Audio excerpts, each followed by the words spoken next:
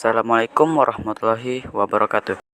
Perkenalkan, kami dari kelompok 7 yang beranggotakan saya sendiri Erdiansyah, Awal, Rahmat Ramadhani Damir, Fitriani Ramadhani, Indrani Astari.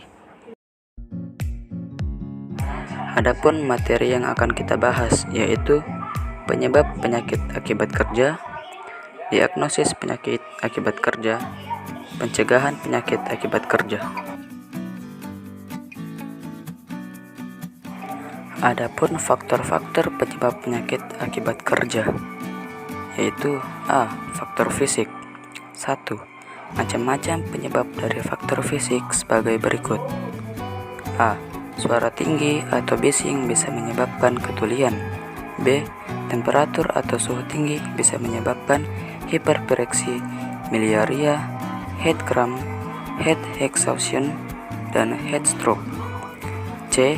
Radiasi sinar elektromagnetik inframerah dapat menyebabkan katarak. D. Ultraviolet bisa menyebabkan konjungtivitis. E. Radioaktif alfa, beta, gamma, X bisa menyebabkan gangguan terhadap sel tubuh manusia. F. Tekanan udara tinggi menyebabkan Poisson disease. G. Getaran menyebabkan Raynaud's disease, gangguan metabolisme, dan polineurotis. Adapun pencegahan yang dapat dilakukan yaitu A. Pengendalian cahaya di ruang laboratorium. B. Pengaturan ventilasi dan penyediaan air minum yang cukup memadai. C. Menurunkan getaran dengan bantalan antivibrasi. D. Pengaturan jadwal kerja yang sesuai. E. Pelindung mata untuk sinar laser. F. Filter untuk mikroskop. B. Faktor kimia. 1. Sumber faktor kimia. Sumber pencemaran kimia berasal dari bahan baku, bahan tambahan, hasil sementara, hasil samping, sisa produksi atau bahan buangan. Bentuknya bisa berupa zat padat, cair, gas, uap, maupun partikel. Cara masuk ke tubuh bisa melalui saluran pernapasan, saluran pencernaan kulit, dan mukosa. Masuknya bisa secara akut dan secara kronis. Efek terhadap tubuh yaitu iritasi, alergi, korosif, asfiksia, kehancuran sistematik, kanker, dan kerusakan kelainan janin. Terjadi pada petugas pekerja yang seringkali kontak dengan bahan kimia dan obat-obatan seperti antibiotika. Demikian pula dengan solvent yang banyak digunakan dalam komponen antiseptik. Disinfektan dikenal sebagai zat yang paling karsinogen.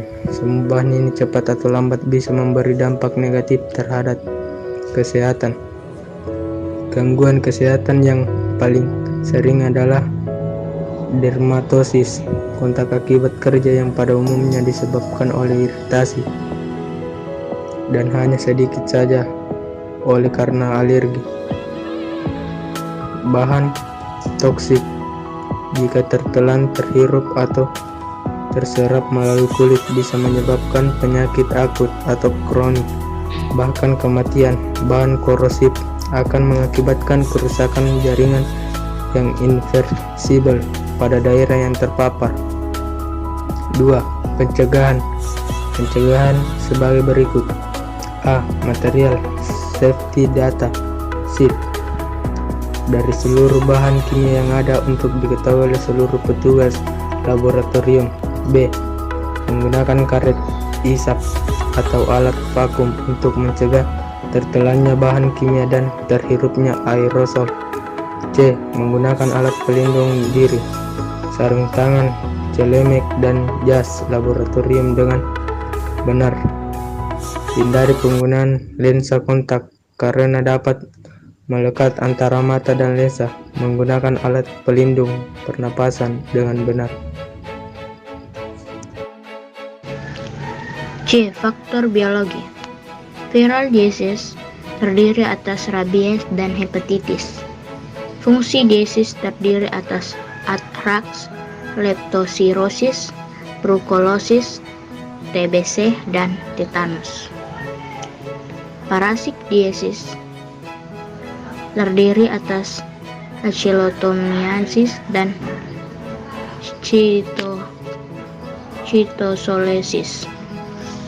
Lingkungan pekerja pada pelayanan kesehatan favorable bagi berkembang biaknya strain kuman yang resisten, terutama kuman-kuman pyogenik, Coli, Bacilli, dan Staphylococcus yang bersumber dari pasien, benda-benda yang terkontaminasi, dan udara.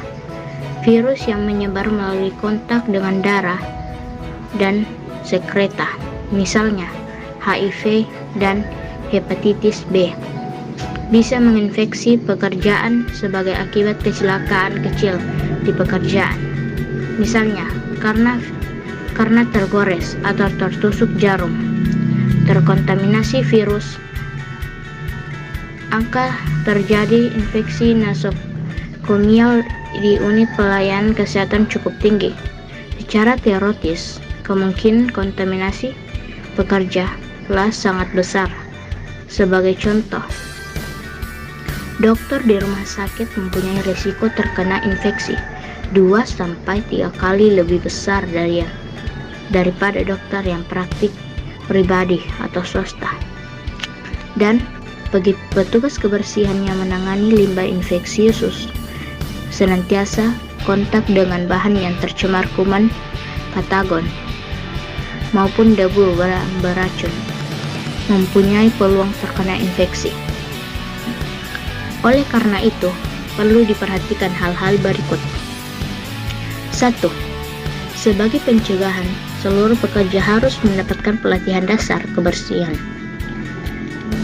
epidemiologi, dan disinfeksi. 2. Sebelum bekerja, dilakukan pemeriksaan kesehatan pekerja untuk memastikan dalam keadaan badan sehat, punya cukup kekebalan alami untuk bekerja dengan bahan infeksius, dan dilakukan imunisasi. 3. Melakukan pekerjaan laboratorium dengan praktik yang benar atau good laboratory practice. 4. Menggunakan disinfektan yang sesuai dengan cara penggunaan yang benar. 5. Sterilisasi dan disinfektan terhadap tempat peralatan, sisa bahan-bahan infeksius, dan spesimen secara benar. Pengolahan limbah infeksius dengan benar. 7. Menggunakan kabinet keamanan biologis yang sesuai. 8. Kebersihan diri dan petugas. D. Faktor ergonomi atau fisiologi. Faktor ini sebagai akibat dari cara kerja, posisi kerja, alat kerja, lingkungan kerja yang salah, dan konstruksi yang salah. Efek terhadap tubuh antara lain kelelahan fisik, nyeri otot, deformasi tulang, perubahan bentuk, dislokasi, dan kecelakaan. Ergonomi sebagai ilmu, teknologi, dan seni berupaya menyerasikan alat, cara, proses, dan lingkungan kerja terhadap kemampuan, kebolehan, dan batasan manusia untuk terwujudnya kondisi dan lingkungan kerja yang sehat, aman, nyaman, dan tercapai efisiensi yang setinggi-tingginya. Pendekatan ergonomi bersifat konseptual dan kuratif. Secara populer, kedua pendekatan tersebut dikenal sebagai to fit the job to the man and to fit the man to the job. Sebagian besar pekerja di perkantoran dan pelayanan kesehatan pemerintah bekerja dalam posisi yang kurang ergonomis, misalnya tenaga operator peralatan. Hal ini disebabkan peralatan yang digunakan pada umumnya barang impor yang desainnya tidak sesuai dengan ukuran pekerja Indonesia. Posisi kerja yang salah dan dipaksakan bisa menyebabkan mudah lelah, sehingga kerja menjadi kurang efisien, dan dalam jangka panjang bisa menyebabkan gangguan fisik dan psikologis, stres, dengan keluhan yang paling sering adalah nyeri pinggang kerja atau low back pain. D. Faktor psikologi. Faktor ini sebagai akibat organisasi kerja atau tipe kepemimpinan, hubungan kerja, komunikasi, keamanan, tipe kerja monoton, berulang-ulang, kerja berlebihan, kerja kurang, kerja shift, dan terpencil. Manifestasinya berupa stres. Beberapa contoh faktor psikososial yang bisa menyebabkan stres antara lain. 1. Pelayanan kesehatan seringkali bersifat emergensi dan menyangkut hidup mati seseorang. Untuk itu, pekerja di laboratorium kesehatan dituntut untuk memberikan pelayanan yang tepat dan cepat disertai dengan kewibawaan dan keramah tamahan. 2. Pekerjaan pada unit-unit tertentu yang sangat monoton. 3. Hubungan kerja yang kurang serasi antara pimpinan dan bawahan atau sesama teman kerja. 4. Beban mental karena menjadi panutan bagi mitra kerja di sektor formal ataupun informal. 5. Diagnosis penyakit akibat kerja. Untuk bisa mendiagnosis penyakit akibat kerja pada individu perlu dilakukan suatu pendekatan sistematis untuk mendapatkan informasi yang diperlukan dan menginterpretasinya secara tepat. Pendekatan tersebut bisa disusun menjadi 7 langkah yang bisa digunakan sebagai pedoman sebagai berikut. A. Menentukan diagnosis klinis. Diagnosis klinis harus bisa ditegakkan terlebih dahulu dengan memanfaatkan fasilitas-fasilitas penunjang yang ada, seperti umumnya dilakukan untuk mendiagnosis suatu penyakit. Setelah diagnosis klinis ditegakkan, baru bisa dipikirkan lebih lanjut apakah penyakit tersebut berhubungan dengan pekerjaan atau tidak. B. Menentukan pajanan yang dialami oleh tenaga kerja selama ini. Pengetahuan mengenai pajanan yang dialami oleh seorang tenaga kerja adalah esensial untuk dapat menghubungkan suatu penyakit dengan pekerjaannya. Untuk ini perlu dilakukan anamnesis mengenai riwayat pekerjaannya secara cermat dan teliti, yang mencangkup 1. Penjelasan mengenai semua pekerjaan yang telah dilakukan oleh penderita secara kronologis. 2. Lamanya melakukan masing-masing pekerjaan. 3. Bahan yang diproduksi. 4. Materi atau bahan baku yang digunakan. 5. Jumlah pajanan. 6. Pemakaian alat pelindung diri atau masker. 7. Pola waktu terjadinya gejala. 8. Informasi mengenai tenaga kerja lain atau apakah ada yang mengalami gejala serupa. 9. Informasi tertulis yang ada mengenai bahan-bahan yang digunakan. C. Menentukan apakah pajanan memang bisa menyebabkan penyakit tersebut. Apakah terdapat bukti-bukti ilmiah dalam kepustakaan yang mendukung pendapat bahwa pajanan yang dialami menyebabkan penyakit yang diderita? Jika dalam kepustakaan tidak ditemukan adanya dasar ilmiah yang menyatakan hal tersebut, maka tidak bisa ditegakkan diagnosis penyakit akibat kerja. D. Menentukan apakah jumlah pajanan yang dialami cukup besar untuk bisa mengakibatkan penyakit tersebut. Jika penyakit yang diderita hanya bisa menjadi pada keadaan pajanan tertentu, maka pajanan yang dialami pasien di tempat kerja menjadi penting untuk diteliti lebih lanjut dan membandingkannya dengan kepustakaan yang ada untuk bisa menentukan diagnosis penyakit akibat kerja. E. Menentukan apakah ada faktor-faktor lain yang mungkin bisa memengaruhi apakah ada keterangan dan riwayat penyakit maupun riwayat pekerjaan yang bisa mengubah keadaan pajanannya. Misalnya penggunaan APD. Riwayat adanya pajanan serupa sebelumnya sehingga risikonya meningkat. Apakah pasien mempunyai riwayat kesehatan atau riwayat keluarga yang mengakibatkan penderita lebih rentan atau lebih sensitif terhadap pajanan yang dialaminya? F. Mencari adanya kemungkinan lain yang merupakan penyebab penyakit. Apakah ada faktor lain yang merupakan penyebab penyakit?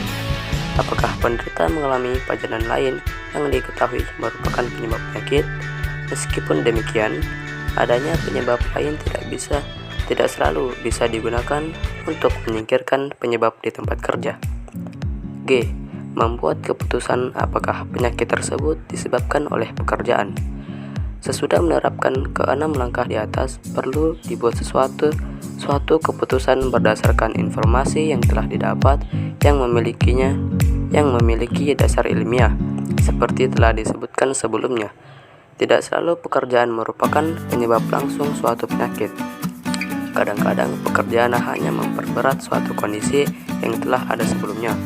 Suatu pekerjaan atau pajanan dinyatakan sebagai penyebab suatu penyakit apabila tanpa melakukan pekerjaan atau tanpa adanya pajanan tertentu. pasien tidak akan menderita penyakit tersebut pada saat ini. Sedangkan pekerjaan dinyatakan memperberat suatu keadaan apabila penyakit telah ada pada waktu yang sama tanpa tergantung pekerjaannya, tetapi pekerjaannya atau pajanannya memperberat atau mempercepat timbulnya penyakit. Dari uraian di atas bisa dimengerti bahwa untuk menegakkan diagnosis penyakit akibat kerja diperlukan pengetahuan yang spesifik. Pekerjaan dinyatakan memperberat suatu keadaan yang apabila penyakit telah ada pada waktu yang sama tanpa tergantung pekerjaan lingkungan, tetapi pekerjaan bila memungkinkan pajanannya memperberat atau mempercepat timbulnya penyakit.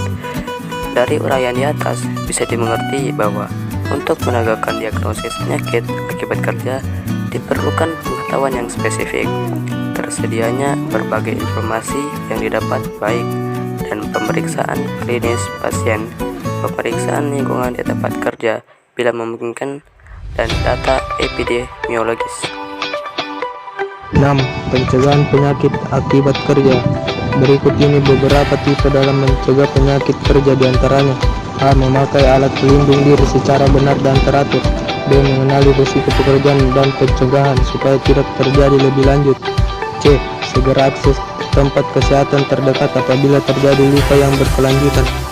Selain itu terdapat pula beberapa pencegahan lain yang dapat ditempuh sebagai berikut. A. Pencegahan primer, til promotio. Adapun perilaku kesehatan dalam upaya pencegahan ini sebagai berikut. 1. Faktor bahaya di tempat kerja. 2. Perilaku kerja yang baik. 3. Olahraga. 4. Gizi. B. Pencegahan sekunder spesifik protektio. Pengendalian melalui perundang-undangan sebagai berikut. 1. Pengendalian administratif atau organisasi atau rotasi. Membatas jam kerja. 2. Pengendalian teknis, substitusi isolasi alat pelindung diri APD. 3. Pengendalian jalur kesehatan imunisasi. C. Pencegahan tersier. Pencegahan tersier bisa dilakukan melalui langkah sebagai berikut. 1. Pemeriksaan kesehatan prakerja. A. Pemeriksaan kesehatan berkala. B. Pemeriksaan lingkungan secara berkala. C. Surveillance. D. Pengobatan segera bila ditemukan gangguan pada pekerja. E. Pengendalian segera di tempat kerja. Dalam pengendalian penyakit akibat kerja, salah satu upaya yang wajib dilakukan dalam deteksi dini, sehingga pengobatan bisa dilakukan secara secepat mungkin. Dengan demikian, penyakit bisa pulih tanpa menimbulkan kejahatan. Sekurang-kurangnya, tidak menimbulkan kejahatan lebih lanjut. Pada banyak kasus, penyakit akibat kerja bersifat berat dan mengakibatkan cacat. 2. Yang membuat penyakit mudah dicegah. Ada 2 faktor yang membuat penyakit mudah dicegah sebagai berikut. A. Bahan penyebab penyakit mudah diidentifikasi, diukur, dan dikontrol. B. Populasi yang berisiko biasanya mudah didatangi dan bisa diawasi secara teratur serta dilakukan pengobatan. 3. Deteksi dini penyakit akibat kerja. Di samping itu, perubahan awal seringkali bisa pulih dengan penanganan yang tepat. Karena itulah deteksi dini penyakit akibat kerja sangat penting. Sekurang-kurangnya ada 3 hal menurut WHO yang dapat dijadikan sebagai pedoman dalam deteksi dini, yaitu: A. Perubahan biokimiawi dan morfologis yang bisa diukur melalui analisis laboratorium, misalnya hambatan aktivitas kolinesterase pada paparan terhadap pestisida, organofosfat, penurunan kadar hemoglobin, sitologi sputum yang abnormal, dan sebagainya. B. Perubahan kondisi fisik dan sistem tubuh yang bisa dinilai melalui pemeriksaan fisik laboratorium, misalnya elektrokardiogram, uji kapasitas kerja fisik, uji saraf, dan sebagainya. C. Perubahan kesehatan umum yang bisa dinilai dari riwayat medis, misalnya rasa, kantuk, dan iritasi mukosa setelah paparan terhadap pelarut organik. 4. Pemeriksaan kesehatan. Selain itu, Terdapat pula beberapa pencegahan lain yang bisa ditempuh, yaitu pemeriksaan kesehatan. Pemeriksaan kesehatan ini meliputi Pemeriksaan sebelum penempatan. Pemeriksaan yang dilakukan sebelum seorang dipekerjakan atau ditetapkan pada pos pekerjaan tertentu dengan ancaman terhadap kesehatan yang mungkin terjadi. Pemikiran fisik yang ditunjang dengan pemeriksaan lain seperti darah, urin, radiologis, serta organ tertentu seperti mata dan telinga merupakan data besar yang sangat berguna apabila terjadi gangguan kesehatan tenaga kerja serta sekian lama bekerja. B. Pemeriksaan kesehatan berkala. Pemeriksaan kesehatan berkala sebenarnya dilaksanakan dengan selang waktu teratur setelah pemeriksaan awal sebelum penempatan. Pada medical check-up rutin tidak selalu diperlakukan pemeriksaan medis lengkap, terutama bila tidak ada indikasi yang jelas. Pemeriksaan ini juga harus difokuskan dengan organ-organ sistem tubuh yang memungkinkan terpengaruh. Bahan-bahan berbahaya di tempat kerja, sebagai contoh, audiometri adalah uji yang sangat penting bagi tenaga kerja yang bekerja pada lingkungan kerja yang bising. Selain di pemeriksaan radiologis dada, foto storak penting untuk mendeteksi tenaga kerja yang berisiko menderita pneumokonosis karena lingkungan kerja tercemar lebur. Sekian penyampaian materi dari kami dan terima kasih telah menyimak materi kami. Wassalamualaikum warahmatullahi wabarakatuh.